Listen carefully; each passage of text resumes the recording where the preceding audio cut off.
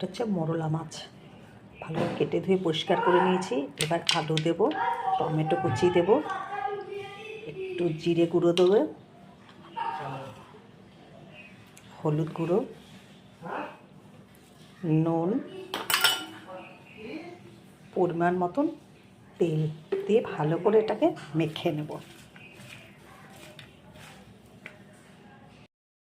উপর দিয়ে কটা কাঁচা লঙ্কা দিয়ে দিলাম। এবার ভালো করে হাত দিয়ে আস্তে আস্তে করে মেখে নেব। খুব ভালো করে মোরলা মাছটা এই যে আর একটু বেশি করে তেল দিয়ে ভালো করে মেখে রেখেছি, সমস্ত কিছু দিয়ে একবারে মেখে রেখেছি। এবার এটাকে রান্না করব।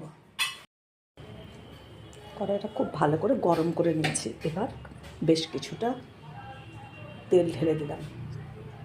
তেলটাও খুব ভালো করে কিন্তু গরম করে নিতে হবে। ফোড়নে একটু সাদা জিরে দিয়ে দিলাম।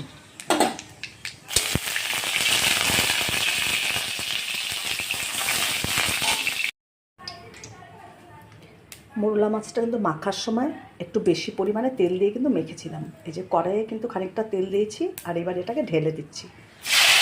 কড়াই কিন্তু খুব ভালো করে গরম করে নিতে হবে, নাহলে কিন্তু মাছ নিচে লেগে পড়বে। এবার একটু খুন্তি দিয়ে মাছটাকে নাড়িয়ে চাড়িয়ে দিচ্ছি, তারপর ঢেকে একদম রেখে দেবো। জল কিন্তু ব্যবহার করবো না। মাছটাকে ভালো করে ঢেকে রেখে দেবো। ঢাকনা চাপা দিয়ে রেখে দিলাম, আর গ্যাসটাকে একদম কমিয়ে দিলাম। দেখো জল কিন্তু সামান্য একটু বেরিয়েছিল, সেটা পুরো টেনে গেছে। এবার একটু নাড়াচাড়া করবো না, কিছুক্ষণ পরে আস্তে করে খুন্তি দ্বারা একটু মাছটা উল্টিয়ে দেবো। ওপর দিয়ে সামান্য একটু গন্ধরাজ লেবু ছড়িয়ে দিলাম। খুব সুন্দর সেন্ট হবে, খেতেও খুব ভালো লাগবে। একটু গন্ধরাজ লেবু চিপড়িয়ে দিয়েছি। এবার আস্তে করে হাতটা দিয়ে একটু খুন্তি দিয়ে একটু মাছটাকে উল্টিয়ে দিচ্ছি, জাস্ট এরকম করে। দেখো মাছের মধ্যে কিন্তু একটুও জল নেই। মাছের মধ্যে জলটুকু যেটুকু বেরিয়েছিল সামান্য, সেটা পুরো টেনে গেছে।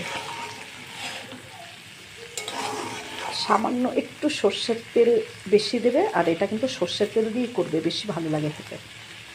সাদা তেলেও করতে পারো, কিন্তু সর্ষের তেলটা দিলে ভালো লাগে খেতে। আর একটু হলেই মোরলা মাছ কিন্তু আমার রেডি হয়ে যাবে। মোরলা মাছ কিন্তু হয়ে এসেছে। এই দেখো ভেতরের থেকে তেলটাই যে বেরিয়ে এসছে, ভেতরে তেল দেখা যাচ্ছে, ফুটফুট ফুটফুট করছে। মাছটাকে একটু নাড়িয়ে আবারও একটু উল্টিয়ে দিয়েছে এই যে। আর কিন্তু উল্টাবো না, আর 2 মিনিট পরে মাছটাকে নামিয়ে নেব।